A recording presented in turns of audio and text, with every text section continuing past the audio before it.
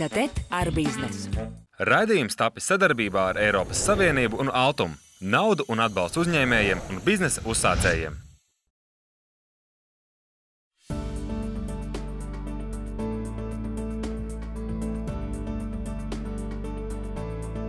Šodien mēs esam atbraukuši ciemos uz Bausku pie uzņēmuma Sijā Kronis. Man līdzās šī uzņēmuma dibinātājs un saimnieks Aivars. Sveika, Aivar, 25 gadi tirgu. Ko tas no jums kā no uzņēmēja ir prasījis? Sijā Kronis augļu dārzeņu pārstrādes ražotne, dibināts 1993. gadā. Nodarbina 50 cilvēkus. Produkts – marinādes, gatavās zupas, sulas, mērces un otrie ēdieni. Sasniegums – saražo 10 000 burku dienā.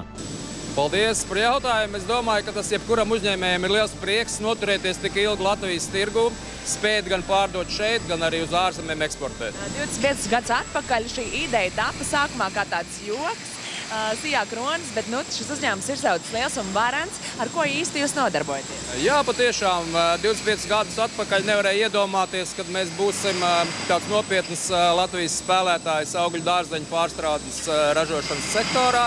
Bet šobrīd mēs esam vietējā kapitāla uzņēmums, kas ražo vairāk kā 120 dažādu veidu produktus, kas tiek pārdot gan Latvijā, gan šeit. Mēs esam priecīgi, kad mēs jūtamies stabili un redzam arī nākotnes perspektīvas. Man šķiet, ka jūs esat ārkārtīgi lielisks piemērs tam, ka cilvēks var nebūt konkrētajā specialitātē. Proti, jūs neesat pārtikas tehnologs, bet tik un tā veiksmīgi darboties nozarē.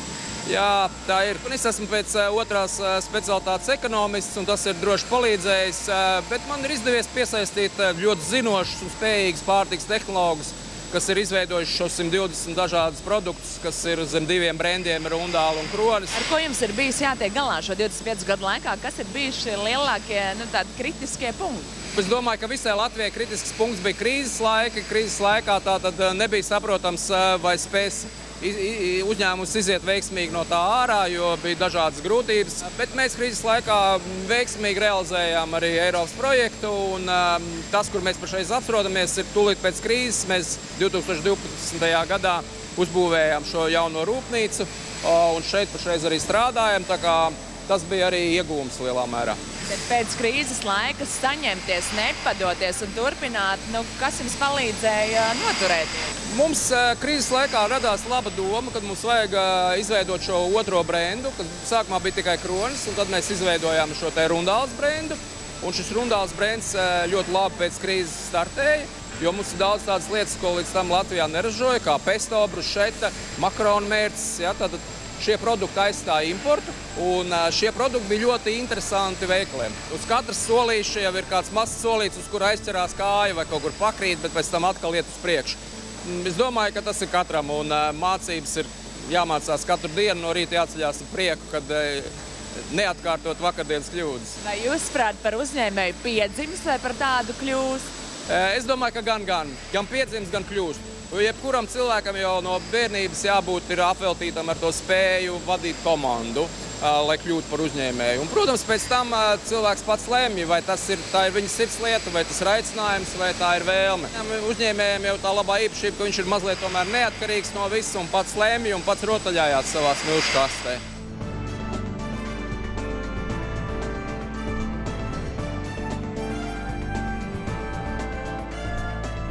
Protams, pēc 25 gadiem, kā es esmu biznesā, ir radušās dažādas atziņas. Jā, tā pirmā, laikam, ir tā atziņa, kad jebko, ko tu izdomā, izfantazē, izsapņo, ir arī jāsarēķina.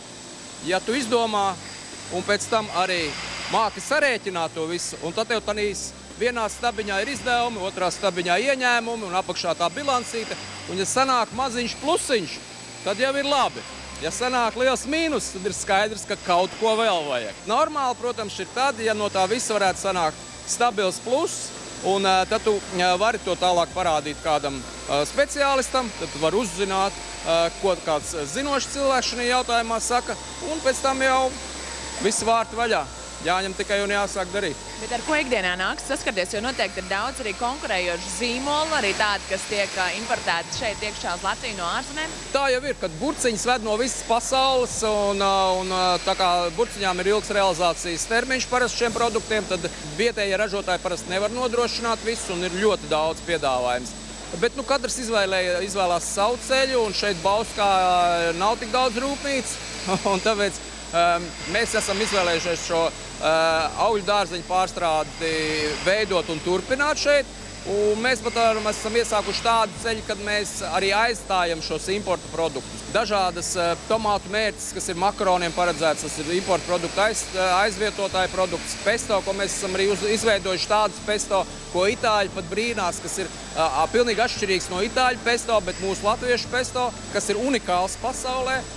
Un ko mēs esam to izveidojuši. Tā kā mēs vienmēr varam izveidot savas labas receptūras, kas ir atzītas arī no mūsu kaimiņiem. Ar eksporta garantiju mēs praktiski nodrošinamies pret to, kad klients, kas no mums pērk ārzemēs, parasti nesamaksā uzreiz, bet ir pēcmaksa. Un šī apdrošināšana mums kaut daļēji sedz izdevumus, ja pēkšņi šim klientam kaut kas notiek ne tā kā vajag, noiet kaut kas greizi, un viņš mūsu uzņēmumu nesamaksā.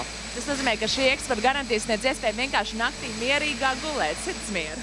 Jā, tā viņš ir, jo pārsvarā jau tās tomēr ir diezgan lielas summas. Tas ir, šīs partijas ir pārsvarā 10 un vairāk tūkstoši eiro, tātad viena mašīna, viens konteiners. Ja. Protams, tā priekš nelielu uzņēmumu, kāds esam mēs, ir ļoti būtisks risks. Ir tāds uzskats, ka ik pa 7 gadiem ir jāmaina darba vieta, lai sevi turpinātu attīstīt, bet jūs 25 gadus spītīgi turaties pie savu uzņēmumu. Kas palīdz? Biznesā nevar mainīt darbvietas. Biznesā var pamainīt mazliet šaurāks, platāks sliedes, lielāks ceļš, šaurāks ceļš, ja pa kreisi, pa labi mazliet, bet ja tu esi biznesā, tad tu esi visu dzīvi biznesā. Tas ir pilnīgi normāli. Jo viens bizness var tev veikties labāk, viens sliktāk, bet galvenais, lai tev pašam būtu interesanti, un tai komandai, ar ko tu strādā, būtu interesants tas produkts, tas process, un izdotos arī sasniegt kādu pozitīvu un labu rezultātu. Raidījums tapis sadarbībā ar Eiropas Savienību un Altum, naudu un atbalstu uzņēmējiem un biznesa uzsācējiem.